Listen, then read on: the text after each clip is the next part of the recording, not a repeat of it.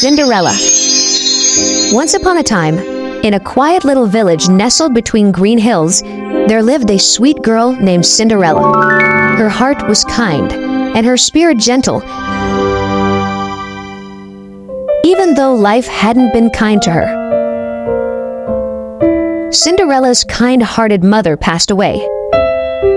After her mother passed away, her father remarried a woman named Lady Puffy, who had 2 daughters, Anastasia and Drizella. They would argue for hours over something as simple as a hairbrush. One day, Cinderella's father had to leave for a very long journey. Taking advantage of this, Lady Puffy made Cinderella do all the cleaning in the house, carry firewood to the fireplace,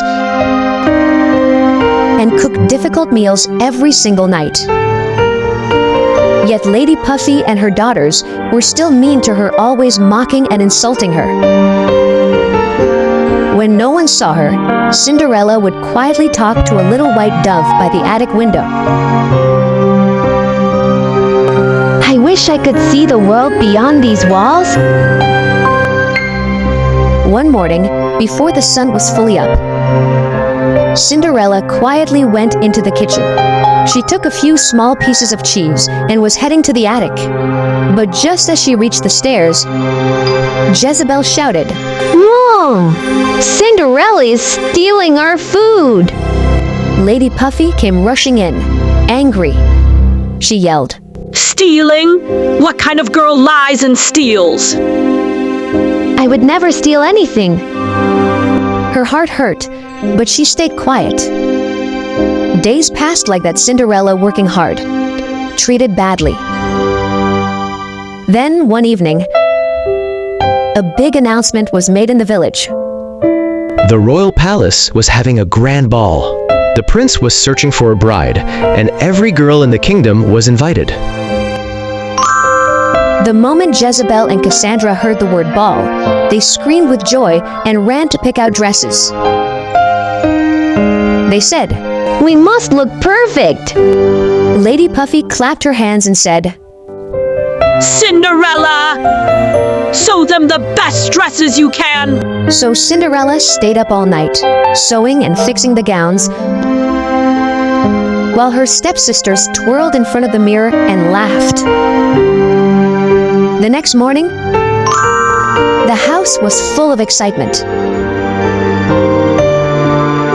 The sun was bright, and the sisters were ready to leave. Then, Lady Puffy turned to Cinderella and said with a smirk, If you can pick all the beans out of the ashes and fill this bowl in 5 minutes, then you can come to the ball.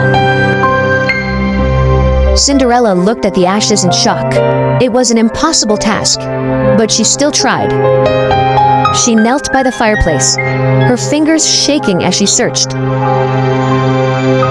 She whispered, Please, just once, let me go. The beans rolled everywhere, and the sisters laughed loudly as they left in their beautiful dresses.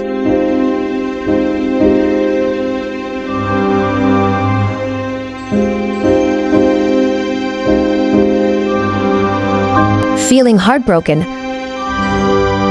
Cinderella sat by the hazel tree in the garden, the one her mother had planted long ago.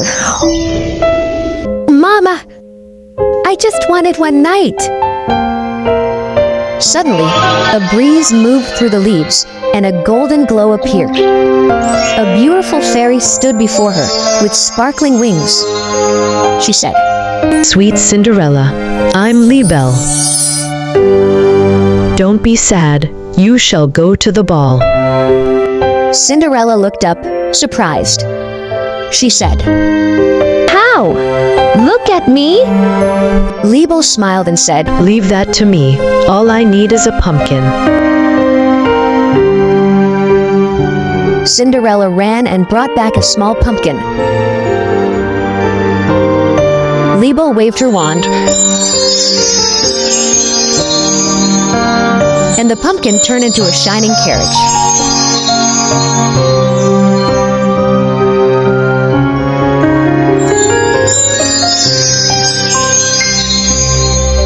mice became horses.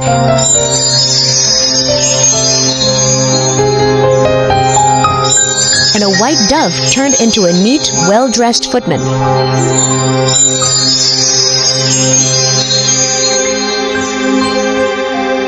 Cinderella gasped. How did you do this, Liebel? The fairy smiled again and waved her wand. Cinderella's old clothes changed into a beautiful gown that sparkled like stars. On her feet appeared 2 shining glass slippers. Now go, my dear.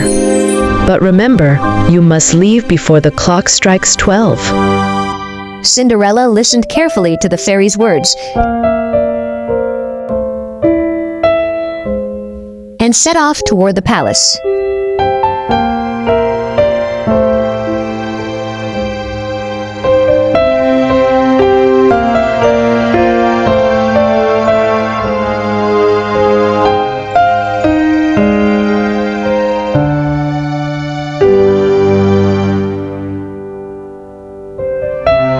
At the palace, the prince stood at the top of the stairs, bored by all the introductions.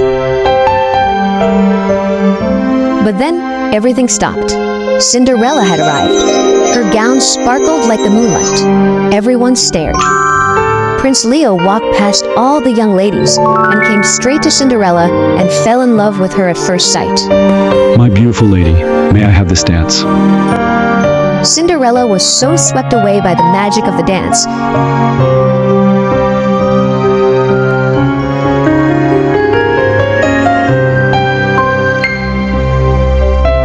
that she didn't notice how quickly time passed. Just as the clock was about to strike midnight, Cinderella remembered the good fair's warning. You must leave before the clock strikes 12. Cinderella left the prince and fled the ballroom in a panic. Where are you going? You haven't even told me your name. As Cinderella hurried down the palace stairs, one of her glass slippers slipped off her foot. With no time to go back, she ran as fast as she could to her carriage and vanished from the palace. Find the owner of this shoe at all costs. If necessary, let every young girl in the kingdom try it on.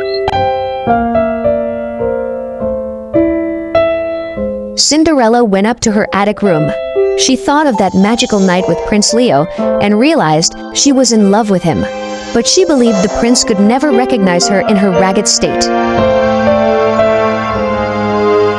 As time passed, Prince Leo had a grand mansion built near the palace for the precious glass slipper.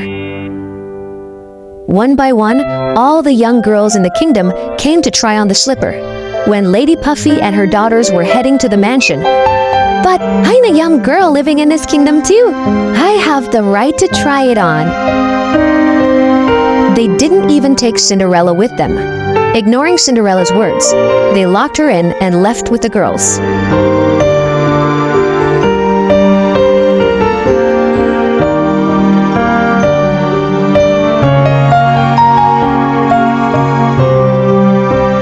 Of course, the glass slipper didn't fit Cassandra or Jezebel either, as if forcing it a little more would make it fit.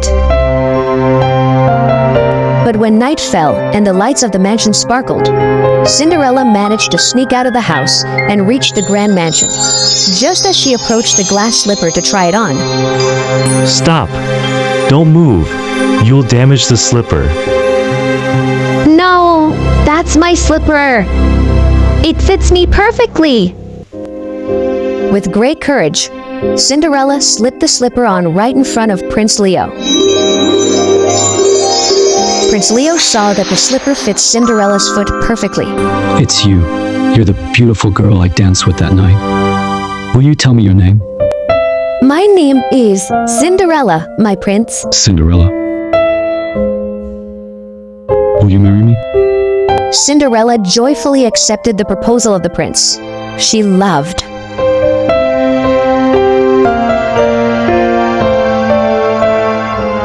And just like that, Cinderella's life changed forever. She married the prince,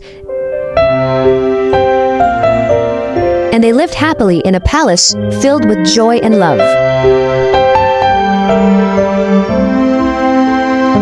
But she never forgot the attic, the little dove, the magic tree in the garden. Every night, she left her window open just in case another girl out there was wishing for a little bit of magic too.